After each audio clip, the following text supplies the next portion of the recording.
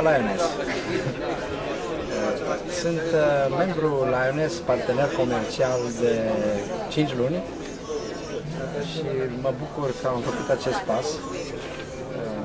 Noi avem o activitate care se pretează foarte bine în sistemul Lioness, deoarece internetul este una din sursele și metodele de relaționare cu clienții.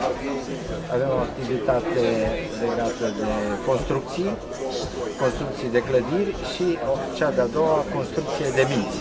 Exact cum se vede aici, dezvoltare personală. Ca realizări, în Lioness nu au fost foarte multe, dar au fost foarte multe aici.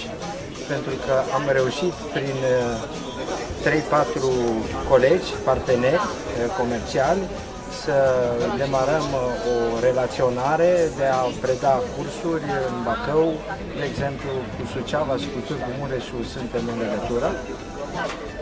Astea sunt și așteptările noastre viitoare vis-a-vis de a colabora și de a înțelege un lucru extraordinar, că Lioness a intrat între cerere și ofertă și noi suntem și cererea și oferta, cel puțin firma noastră. Suntem și clienți, dar în același timp și parteneri comerciali. Această inițiativă, acest eveniment, mie mi se pare deosebit și aș sugera să se țină cel puțin semestrial. Mi-a făcut plăcere.